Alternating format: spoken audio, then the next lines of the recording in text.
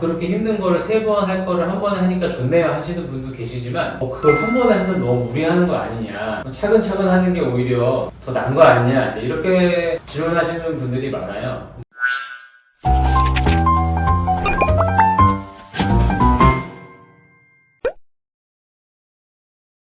안녕하세요. 평범한 동네 치과 의사 수정욱입니다. 오늘은 환자분들이 아직도, 그리고 임플란트를 이미 여러 개 하셨는데도 불구하고 또 많이 하시는 질문 중에 하나가, 그러니까 저희 병원에서 주로 많이 하는 게 디지털 임플란트를 하면서 가장 많이 했던 게 발치 즉시 임플란트라고 설명을 여러 번 드렸잖아요. 이를 빼는 날 동시에 임플란트를 넣고 뼈이식을 하고, 이 3가지를 동시에 하는 거죠. 여러 번 설명드렸지만 어려운 케이스는 이만 빼고 한 달 지나서 살이 암은 다음에 다시 째서 뼈만 이식하고, 그리고 나서 또 4개월이나 6개월 기다렸다가 임플란트 하고 또 3개월 이상 기다리고, 이렇게 하면 한 1년 10개월 걸리는 케이스를 이를 빼는 날 동시에 임플란트를 넣고 뼈이식을, 이 3가지를 한꺼번에 해버리면, 그래서 잘 성공만 하면 한 3개월에서 4개월 이 정도면은 최종적으로 끝낼 수 있으니까, 그래서 훨씬 수월하게 임플란트를 진행할 수 있다, 이런 설명을 많이 드리는데, 그래서 지금도 제일 많이 합니다. 그런데도 불구하고 환자분들이 아직도, 물론 그걸 잘 이해하셔서 그렇게 힘든 거를 3번 할 거를 한 번에 하니까 좋네요 하시는 분도 계시지만 그걸 한 번에 하면 너무 무리하는 거 아니냐, 차근차근 하는 게 오히려 더 나은 거 아니냐, 이렇게 질문하시는 분들이 많아요. 물론 당연히 그럴 수 있죠. 그렇지만 여러 번 설명드렸지만 발치하는 순간에 뼈이식을 했을 때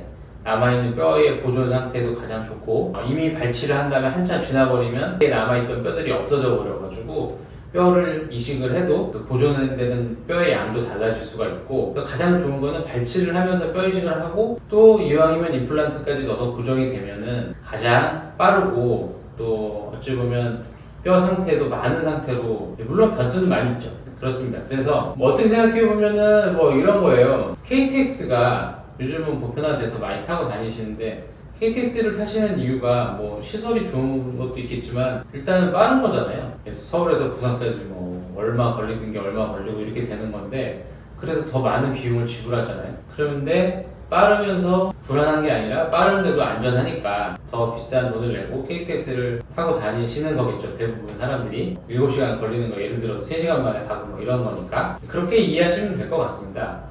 그래서 원래는 아날로그 방식으로 하면 여러 번 설명드렸지만 저도 이를 빼면서 동시에 임플란트 하는 게 어렵습니다. 어려워서 피가 나고 그러는데 거기 임플란트를 정확하게 드릴링을 해서 임플란트를 넣는다는 게 어렵지만, 이 디지털 방식은 여러 번 설명드렸지만, 그래서 오늘도 하나 케이스를 보여드리면서 한 번에 하는 것에 대해서 장점에 대해서 설명을 드려보려고 해요. 환자분들이 많이 물어보시니까. 자, 이제 이 환자분이 이렇게 오셨어요. 오셔가지고 여기 27번, 저는 27번이라고 부르는데, 이 치아가 너무너무 아프다고, 요 두 중에 어떤 게 아픈 건지 모르겠는데 여기가 너무너무 아파가지고 잠을 못 잤다, 이렇게 해서 오신 거예요. 그런데 이제 엑스레이를 보면 신경치료는 이미 다 되어 있고, 근데 저희들은 맨날 보니까 여기가 뭔가 거무스름한 거지만, 늘 말씀드리지만 이 파노라마 사진이라고 하는 이 엑스레이에서는 정확하게 어디에 뼈가 녹았는지 알 수가 없기 때문에 CT를 찍어 봐야 된다. 정말 CT가 나오고서 저희 치과 의사의 라이프, 진료, 진단 라이프가 너무 행복해졌는데, 진단이 너무 정확해지니까 이거 CT가 없이 이걸 어떻게 진단을 옛날에는 하고 살았는지 모를 정도로, 그래서 이제 CT를 찍어서 보니까 이제 환자분한테 제가 설명드렸던 이렇게 지금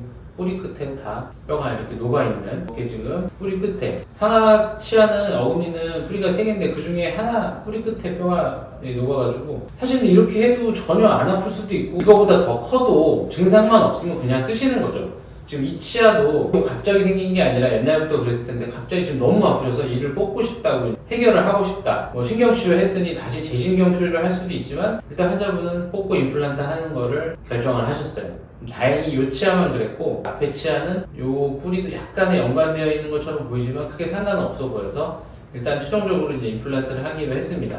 자, 그러면 보시다시피 이 뒤에 이 뼈 속에 사랑니가 있고, 그 앞에 치아가 있고, 이 간격이 여유 있지가 않습니다. 지금 여기 보시면 여기가 사랑니, 여기가 사랑니고, 요건 앞에 치아의 뿌리, 요 간격에서 다 가운데를 맞춰서 환자분이 질문하신 대로 한꺼번에 하는 게 무리가 아니라 무리죠, 이렇게 하는 건. 그렇지만 디지털로 하기 때문에 그렇게 어렵지 않게 할 수 있다는 겁니다. 그래서 이 녹은 뿌리, 요 뿌리 조금 피해서 이쪽 저희는 팔라탈 쪽이라고 하는데 이 천장 쪽에다가 임플란트를 약간 위치시켜가지고 여기 녹은지를 피하고 그래도 뼈가 좋은 요 가운데다가 임플란트를 계획을 세우고 사랑니와 옆에 치아의 사이에도 가장 적절한 위치를 디자인을 해서 임플란트 수술을 먼저 컴퓨터로 하고 그 다음에 이렇게 임플란트를 넣었죠. 얼핏 보면은 여기가 마치 닿아 있는 것처럼 보이지만 실제로 아까 보여드린 대로 CT 상에서는 그렇지는 않습니다.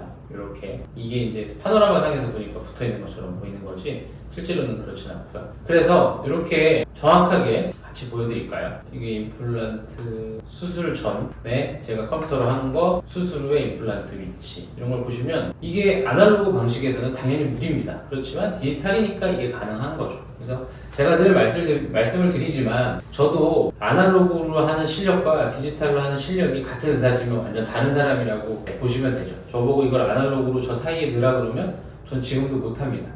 그렇지만 디지털로 해서 가이드 수술을 하기 때문에 이런 임플란트를 넣을 수 있다. 그걸 다시 한번 설명드리고 그래서 환자분들이 많이 질문하시는 동시에 하면 너무 무리한 거 아니냐. 무리한 거 맞지만 디지털로 하니까 이것이 이렇게 그렇게 어렵지 않게 어려운 수술을 동시에 발치와 임플란트와 뼈이식을 같이 할 수 있다. 그래서 이 디지털 수술이 생기고 가이드 수술이 생기고 저처럼 그냥 평범한 동네 치과 의사도 이런 어려운 케이스를 수술할 수 있는 그런 치과 의사가 됐다. 제가 지금 몇 년 동안 계속 유튜브를 하고 있는 가장 큰 이유가 바로 이 점이라고 생각합니다. 그래서 오늘은 지금도 환자분들이 꾸준히 질문해 주시는 이 내용에 대해서 다시 한번 설명드렸습니다. 감사합니다.